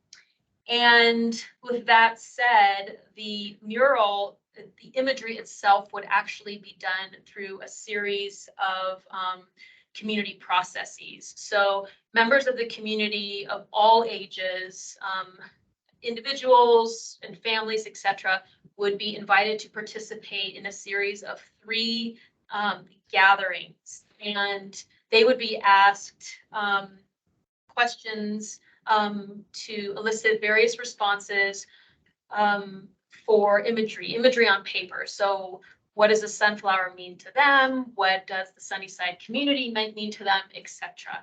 And then based on the imagery produced by members within these gatherings, the artist, or maybe perhaps a team of artists, again, that's to be determined, would synthesize this imagery and create this sunflower mural based on all of the community's participation, based on these artworks that they receive. And let's see what else. And then this mural would again be painted on the wall of the Market of Dreams, but also another portable mural would be produced that could be placed in various locations throughout the Sunnyside community. This would again continue the buzz that is created at the Market of Dreams in other areas of the Sunnyside neighborhood. So back to this dynamic QR code. Again, the QR code, when you interact with it, it would take you to a website that would house community information about upcoming events, information about families in Sunnyside, perhaps oral histories, etc. So the content could be ever evolving, and I'll leave it there because I have some questions that or answers that I'll speak through. What exterior wall is this on? The east wall, so the back wall of the Sunnyside, or excuse me, Market of Dreams. Back side. Of the building. That faces the trailer park. Yeah. Is there traffic back there? There is not, Like there's an road alley. But there's seating back there, isn't Or there? there are, didn't they want to They put, want to, that would be the next. Yeah, they're trying to Yes. create a space back there. Yes. Right, so this is part of creating a space. And what's the size? The size, that I don't know.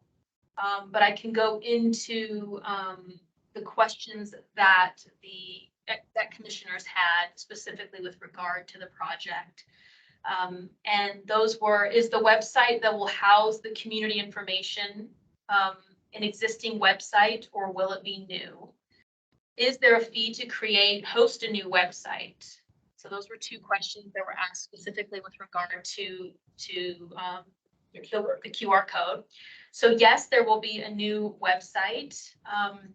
Is there a fee to host and create it? Yes, but this expense is not included in the grant application. Who would be responsible for website maintenance? And Coral stated that that would be the responsibility of an employee or a board member. The third question, is specific content housed on this website shared from other websites? For example, oral and cultural histories. If not, who will record this content? Yes, content will be taken from existing websites and outlets, including Radio Sunnyside, which is a project of the Sunnyside Neighborhood Association. Radio Sunnyside has provided exceptional community programming like Learn, Know, and Grow for 10 years. That's time. Can I have 1 minute to finish this? Well, do we want to give you another minute? That's a question. I'll make a motion for another minute. 9 seconds. Another minute, folks. All in favor, say aye. Aye. Aye. Final question, has an artist been determined or will an artist be determined at a later date per your application? And Coral stated 6 potential artists from the Sunnyside community have been identified and will be invited to a meeting to discuss the project. Individuals and families will be invited to participate in 3 community-wide painting experiences to record on paper their idea of a sunflower and what the imagery means to them. These highly individualistic interpretations, realistic, abstract, etc., from residents of all ages will be used by the artist or team of artists to again synthesize the diverse imagery to produce a sunflower mural. This mural will be painted on the exterior back wall of Market of Dreams. Of course, a smaller portable version of this mural will also be completed. The official mural and variations of the sunflower theme created by the community will be printed on collateral, including stickers, magnets, and water bottles to create buzz and excitement about the project and draw visitors to the website to learn more about their neighborhood.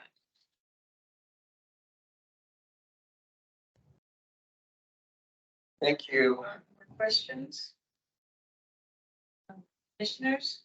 No questions. So we're going to go through these one by one. And do we need a motion and a second for each one Yes. and a vote? Yes, and I would like to say that, you can vote with a full approval. You can, vote with a provisional approval, that meaning they need to come back to you in December. With any required element that you so name, and this is in your agenda. Or a contingent approval, meaning, you're gonna give staff that authority, like, that we can give them initial funding. And then they just provide what's needed to staff, and we just move it along. Okay. Or full approval, they're ready to go, let them out the gate. Or we can deny.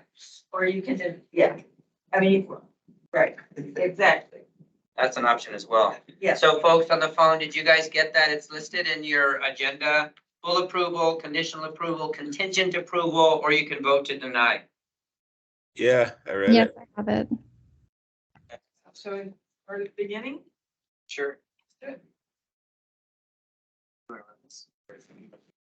Sure. The first project, Stephanie Washington, Little Free Library, Sunnyside. I'll make a motion to approve. Second. It's been moved and seconded to approve the Stephanie Washington Little Free Library Sunnyside project. All in favor, say aye. Aye. Aye. Anyone opposed? Anyone abstain? The motion carries and that project is approved. Thank you. Next, Hope Johnson, NAU Utility Box Wrap. I motion For what exactly? to approve. Full, conditional, or contingent? Full.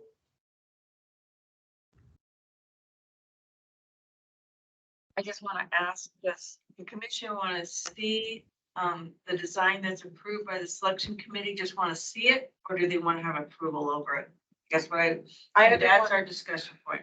I want staff or the commission to at least review it for like becoming an NAU advertising component versus being a nice interface between the community. I'm actually quite in favor of this project, but I would like to make sure that it remains an art piece and not an advertising unit. I strongly agree with that. But I'm comfortable with staff reviewing that? Like for I'll make a applicants and motion. performance? I'll make, but don't we have to do something with the No, Anthony? Anthony's died. Nobody seconded. Okay. I'll make a motion to approve with staff review for advertising. I second. It's been moved and seconded to grant this one contingent. Is this No, contingent or conditional? Yeah, it's, Conditional. yeah, no, yeah, contingent. Contingent. Moved and seconded to approve this project contingent upon final approval. Staff approval. Upon Staff staff approval. approval. Okay. I'm not concerned about it otherwise. All in favor, say aye. Aye. Aye. Anyone opposed? Anyone abstain? But of course, we will show you the image. This is a courtesy. We're excited to see it. Okay, next, Laramie Sandlin, Dark Sky Brewing Beer Garden Mural.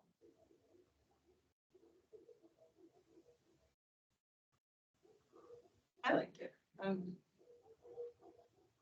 I gonna approve all of that? Yeah. I'll make a motion to approve. Thank you. Is that a full approval? Yes. Okay. Great. Moved and seconded for full approval on the Dark Sky Brewing project. All in favor, say aye. Aye. Aye. Anyone opposed? Anyone abstain? The motion carries. They won't be over with the fundraising. Sharon Sifling, Flagstaff Family Food Center, Community Garden. She gets approval for her presentation. She gets to. Yeah, apologizing for not having a PowerPoint, like that was so I much know, better. I was just like, I was having flashbacks to elementary school. It was vicious. I will make a motion to approve. I'll second. Full approval. Yeah. Thank you. Claire Johnson seconded, correct? Yes. So it's moved and seconded to, for full approval, the Flagstaff Family Food Center project. All in favor, say aye. Aye. That was unanimous. Thank you. Molly Keene, Canyon Colors Collaboration. I'll make a motion to approve. Full approval. Full approval. Second. Thank you. Full approval, first and second motion for the Canyon Colors collaboration. All in favor, say aye. Aye. Aye. Anyone opposed? Anyone abstain? That's unanimous too. Thank you, folks. Kelly Diffie, Texas Roadhouse Utility Box Wrap, Flagstaff. I have developed a soft spot for this. And I want to explain why. Because, can I talk about it for a second? Yeah. Yeah, please. And I'd like to talk Okay. about this one too. So, am I a personal fan of Howling Wolf airbrush t-shirts? Yes, unequivocally. They are awesome. And there's a lot of art out there that I don't necessarily agree with. It's not my style. I'm not necessarily the three wolves howling at the moon person. I once saw an awesome van with like wolves and like Aztec goddesses. It was not my jam, but every person in proximity took a picture of it. When are we gonna get access to this box again? It's on property. He's got a relationship with the property owner. They're excited about it. It's not an artist we've ever seen before. So And- then, I'm sorry. Oh, yeah. It's Kitchi, but it's Route 66. Well, It's no, not- that is, but he kept saying how things are evolving. This feels like it might evolve into him working on it in 2026. Oh, I think that's totally the case. We may never see this. And box. that's the biggest takeaway for, I mean, I think I it's think great. I would give Like, it- I agree with you on the art slant, but, and it's a good place for it. He But was- like, I have no confidence that this is gonna get done. I think the place to take risks on artists is in these grants. Yeah. I don't think the place to take risks on artists is in our large scale RFPs where we have engineering and we have staff time much larger. I can tell this was a really big deal for him to present. He's an unusual artist. I'm gonna advocate for us supporting somebody that we wouldn't typically see that's a little outside of our realm. Now, I have not had staff interactions with him, so I don't know what you guys are seeing. I just want to add to that story that this is a person who became aware of us at our tabling event on a First Friday art walk. And so I was the one who initially talked to him, and the fact that he wasn't competing against other artists somewhat, was part of the appeal. But he was excited from the get-go. And so since that. Do we- That is, so as part of our outreach, now we do not, projects that we know are going, we can give more upfront, but we don't have to. So staff can just give less upfront for this one if there's concerns over lack of completion. Because he won't need to hire the vendor until he's completely done It sounds like, with the painting. it sounds like he needs money for paint and canvas. Yes, and I've worked with him closely over the last few weeks, and I want to be respectful of his privacy too, because he's disclosed some things to me as well. I think that there might be some confusion in terms of how the artwork is going to wrap around the traffic signal cabinet versus what he needs to create. So in his original proposal, he was going to do one large piece of art and donate that to Texas Roadhouse, which he still can do. And that was part of his artist fee that was wrapped in. I think he might be confused now that he has to produce 4, possibly 5 paintings, and coming up with the funding to purchase those canvases is difficult. And I know, and this has to be based on his presentation today, I know, but there is a way to go back to and communicate to him. You can actually do one large artwork and Cut it up. Mhm. Why doesn't Roadhouse give him the canvases? I mean, my goodness, right? This is my point with the access to this box. I mean, I've not found that some of the commercial places in Flagstaff are not real participatory. And I've found that sometimes it tends to be some of the. They just think that the box will look better than it does now. And frankly, I mean, the donation of the painting thing is a funny wording to me. I'm just like, it's irrelevant to my consideration of this, honestly. I like encouraging somebody who's so new, and we don't have a lot of opportunities to do it. And as long as staff feels that it is a manageable process. Well, we can have final approval on the artwork. Claire, did you have something to say? Yes, I was just gonna ask, remind me, the difficulty with the boxes along 66 is ADOT approval. Is that right? Yeah, this is not, and we are seeking it, by the way. We are seeking it. Okay, because I was wondering if we could, Jenna, you had suggested for another piece, to do a portion to allow the artist to get started, and then a portion once ADOT approval, if that would kind of solve some of the concern. They don't need ADOT on this one. It's not an ADOT box. That's what's so. Oh, it's not? Oh, okay. Yes, box. I missed that. It's an APS box and they already have permission. Terrific. I agree with everything that you said.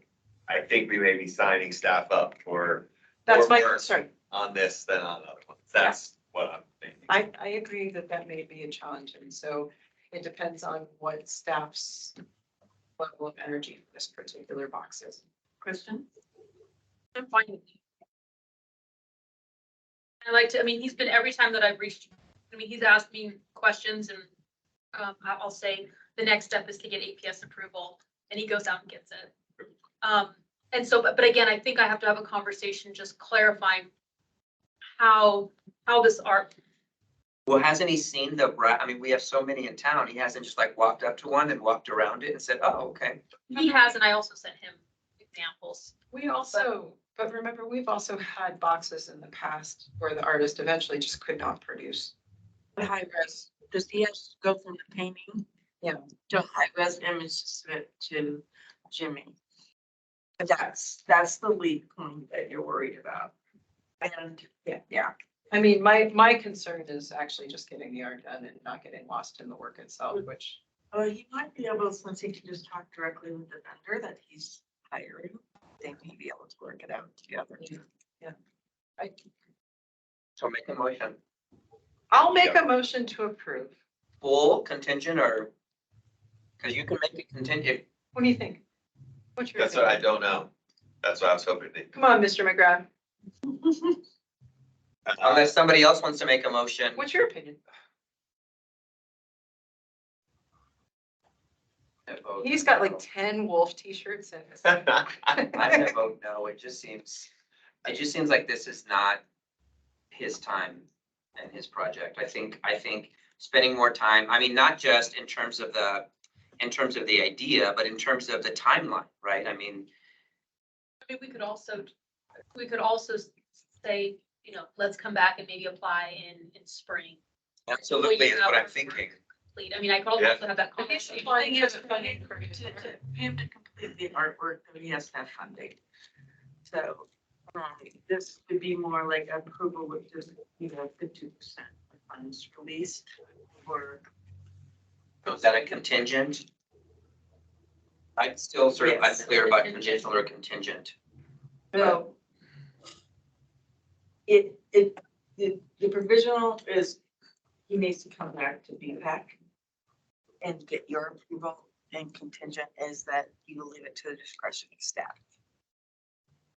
So we can, on contingent, we can disperse some funds. On provisional, we can't disperse any funds until it comes back to you. Okay. And does staff have the opportunity to shut it down if it gets out of hand? It can't produce a high-risk file. Like if We we give a don't have to deadline? offer any more help. What if we gave a deadline? Can we give a deadline and say he has to have art by X date? And we'll approve, like so that there's a stopping point? I mean, I don't know. But does that get into legal, like funding partial project and then not having delivery? I don't want to put him in a situation where he's dealing with really negative things for being brave. I don't really think that that's part of our, as a commission, right? That's staff management of the art process. So the commissioners just, yes or no, support the art, yes or no. I feel like you're getting in the weeds, huh? No, okay, fair enough. Or provisional. Which one is the one that gives staff the liberty? Contingent. Contingent. I'll make a motion to approve contingent on staff approval. I'll second it. Okay, it's been moved and Let's seconded. hold hands and run off the cliff. It's been moved and seconded to approve Kelly Diffie's Texas Roadhouse Utility Box wrap. All in favor, say aye. Aye. Aye. Anyone opposed? Aye, opposed. And I think that's all of us. Noted. You can have an I told you so party later. The next one is Susan Lamb, Friends of Willow Bend Gardens, the Wildflower Meadow Maze. I'll make a motion to approve full. I'll second.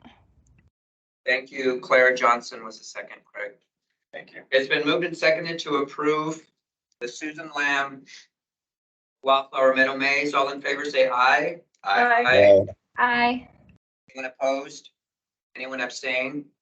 Thank you. The motion carries.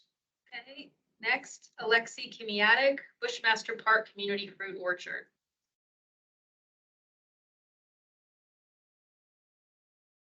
So, I feel like very self-conscious about my approval. no, I don't. Yeah, Got the part. He's got the. Does he though? Yeah, no, he does. He does. Great. He came to us in spring. And we tabled it because he did not have the full, he didn't get the new parks for it. The Amy referred to as Amy Hagan.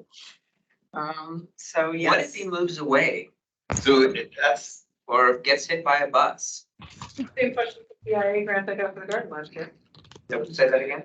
I mean, the Puente de Hojo garden, same question. that seemed like there was more structure to it. And there's a built-in community. There's like community that. Right. I mean, this is a public park, fruit trees that need to be. Yeah. You know, he wants to go to all of his ideas were great, except I didn't hear him talk about going to the family food center or the shelter, right, to give them fresh fruit. Yeah, he's definitely he's moving fast.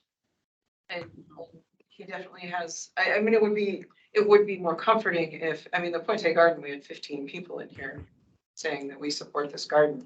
It would be good if there was for the orchard if there were 15 people sitting in these chairs saying we're also dedicated to this project. I thought it was a good idea, but for 15 people, I would feel better if it was a nonprofit that decided to adopt this parcel of land rather than one guy who likes fruit Him and his friends hanging out, drinking a few beers. Right. Hey, you know what we should do? Shaking the tree. That's So how they've things gone, would be. they've gone a lot further than that. I Yeah, wanna- they're master garden, he has master gardeners. Yeah. On his committee or on his. Friendship group. Yeah, Like who? On his who's Facebook this? page. Tell us about it. Yeah. Okay, let's see, I'm gonna botch their last names. Montana, master gardener. Alexi is also, well, Joy's doing this on the side. Likes fruit. Is my understanding. Actually, let me pull this up so I'm not speaking correctly. But he, they have been thoughtful about this project. They started back in March. I actually told them they had applied and I told them to reapply in September when they had support and permission from pros. And also when we were able to have more considerate conversations about this. And Rebecca Sayers and Amy had said, so this is experiment for pros as well. What But does pros mean? People keep saying that. Parks Recreation. Parks Recreation. And they said, So this is the head. It's an official.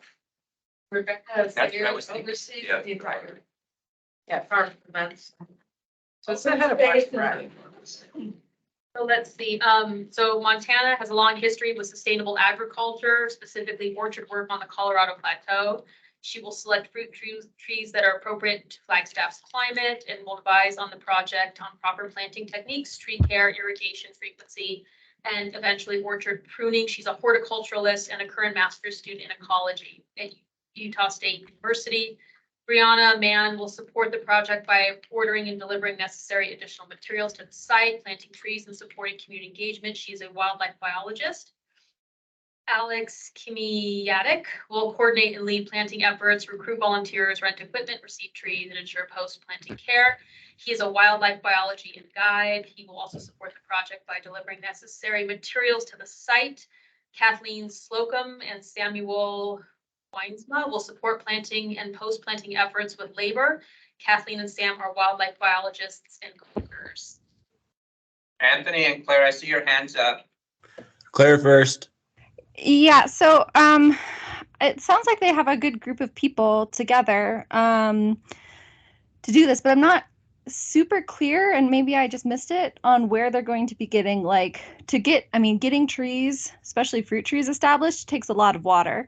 So where are they going to be getting those resources? I know that said that one of the people on the team will be caring for them after the fact, but again, Chair Cruz said, what happens if they move away or something like that? There doesn't seem to be a contingency there. There's an irrigation line in the park, Claire. Oh, are there? Okay. Yeah.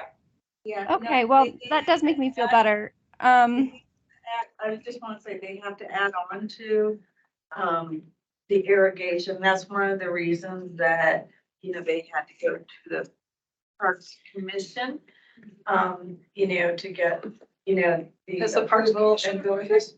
Has the Parks Commission approved this? Yes. Yes. Yeah, the parks, yes, we insisted on this. So. Yeah, so they're gonna build on the existing water lines.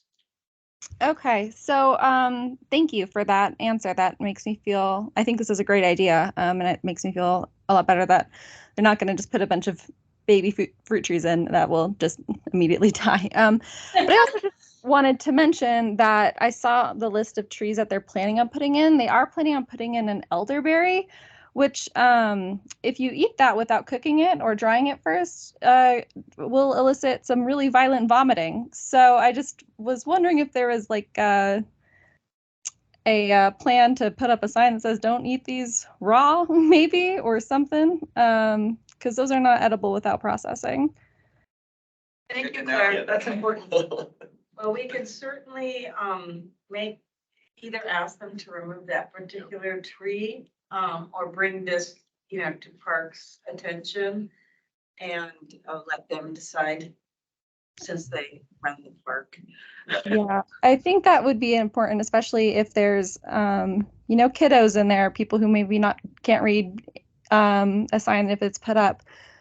You know, if people are like, oh, everything in here is edible, it's, you know, an orchard that is open to anybody, they're going to take those berries and eat them, and that's not going to go well. So. Thank you, Claire. Yep. Anthony, did you have a comment? I was just gonna make a convoluted motion to approve with contingent on being, okay, approval with the contingency on getting approved for the sustainability grant. Take out the elderberry tree. And no cutting the pine trees. I don't know. That's what I got. Honestly, if they're pine trees that are immature and crowding and not healthy, it's probably not a big deal if we take them out, depending upon. Okay. What our- Okay. Can we go with okay, we'll go with approve contingent on the sustainability grant, remove the elderberry tree. And they do have, if we do not receive funding from the Flagstaff Neighborhood Sustainability Grant, we will volunteer our labor and plant only 35 trees, eliminating 3 elderberry plants. So they would have a reduced scope, so you. Right. I just want the contingency to be that they get that grant. If they don't get that grant, then I don't want them to get this grant. All or nothing. I agree with Anthony on that. I'll second that motion, Anthony. Thanks. It's been moved and seconded to approve the Bushmaster Park Community Fruit Orchard with the contingency that they receive the sustainability grant and remove the elderberry trees. All in favor, say aye. Hi. Aye. Aye. Anyone opposed? Anyone abstain? The motion carries. The Sunnyside Neighborhood Association of Flagstaff, the Sunnyside Up Sunflowers in Bloom project. I'll make a motion to approve. I second full. It's been moved and seconded to approve the Sunflowers in Bloom project. All in favor, say aye. Aye. Anyone opposed? I'm opposed. Anyone abstain? The motion carries and the grant is approved. Thank you. Moving forward. Randy Gray, Historic Train Rail Bench. I move to approve full.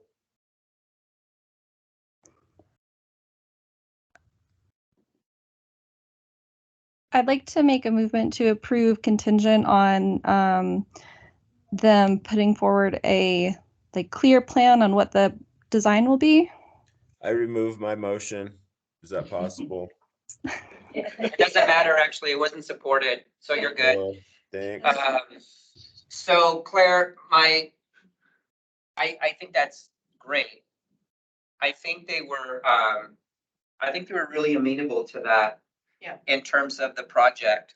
So that's what you want to move to approve the project with, as long as we can see the final design, correct? Correct. Okay. They seemed like they were more interested in us helping them or helping them with the design. You know what I mean? They're like, oh no, we'll change it whatever you want. They just want to make that bench. They didn't That was seem like they had a vision beyond the mountains. Honestly, or a train. Or a train, yeah. Oh my God, and a they train would- in front of trains or a mountain in front of mountains. It's like, we can't win. I think the bench holds its own without art on it, is my personal opinion. It's a cool train rail constructed sculptural thing. Again, I'm gonna put it out there about, I'm really trying to be conscious to not be an arbiter of taste while I'm also an arbiter of public art. And there are certain things where it doesn't meet a quality level or it doesn't meet, production requirements, which obviously I pushed that limit a little bit today. But these guys obviously are producing stuff for BPAC already. It is high quality. I mean, there is an antique, there's a historical art context to this. It would be nice to have something cool on it that just wasn't a train in front of a train or a mountain in front of us. Yeah, so there's already a motion on the table. Do you want to second it? Yeah, I'll second that. Okay. Was that motion for them to come back With art. Yes, to tell them, come up with a new idea and bring it back? yes. Come back with art. Right. So it's been moved and seconded to approve the historic train rope bench contingent upon final approval of the art design. All in favor, say aye. Aye. Aye. I think that was unanimous. Anyone opposed? Anyone abstain? Thank you. The motion carries. Okay, and we'll work with them. If we hear kind of some of your off-the-cuff suggestions and see if we can get there. You don't have to say. I mean, just as a point of discussion with something like that, I really do want to encourage people. We saw a lot of pictures of mountains and trees today. Yeah. And I like when we can encourage people to maybe be a little more layered with their ideas about what Flagstaff is, because otherwise all we got are mountain and tree. But, you know, actually, just even on this last trip, it's like, I'm kind of into the idea of like, more art is better for the most part. Like, if we can fund it and we can get it out there and we can get it going and we can create these lively spaces in places that aren't, it's worth it, even if maybe it doesn't match our taste, is kind of my feeling right now. So I'm even willing to accept the classic car mural in alley. The thing about those, the last one though, is they had no attachment at all to the No, they had Like- no Like attention. the artist came and said, I really feel strongly about this, and even if I didn't like it, I'd be like, well, they feel real strongly about it, but those guys did not care. But that was actually why I felt like there was some caution to be had, Yeah, is because I'm concerned that the visitor center will drive it. And I want to make sure that if the visitor center is driving it, that maybe they're thinking about maybe a more nuanced perception of Flagstaff that we could present to tourists. We'll talk with the visitors. Yeah. Yeah, not to take up everybody's time in a meeting, so that's enough probably said. Second action item is to change the December meeting date. Yes, so given the proximity of next meeting date to the annual retreat date, if you're spending most of the day with us on the 8th, I thought maybe you didn't want to come back on the 11th, and we could easily have basically start the day at 8:30 with the regular meeting, whatever, and try to keep the agenda items minimal for the December meeting and to combine them. make a motion to do just that. I approve, I second that motion. I third that. Carla already approved it. We Yeah, don't I have to- approved it for everybody. It's been moved and seconded to combine the December meeting with the December 8th budget retreat. All in favor, say aye. Aye. Aye. Anyone opposed? Anyone abstain? The motion carries. Thank you. And just FYI, the date, the time is supposed to be 8:30 to 4, correct? And time Correct. we're shooting for is 4 p.m. Right. I If sent, that's not on your calendar, yeah, I sent everybody an appointment for their calendar. And so hopefully you accepted it and it, but if you didn't, let me know and I'll send it again, but 8:30 to 4 Lowell. thank you. We'll give out more directions as the date gets closer. There are no discussion items. Moving forward to two from items, city staff. Chair, two from, the only thing I have is art events going on this time of year. Attend if you can. And city, that's all I have. City council liaison, city council is not here. Any additional two from items from the commission? Commissioners, do you have additional two from items for us? Not tonight. Hearing none. The last item here is requests for future agenda items. Does anybody have something that you would like to propose for a future meeting?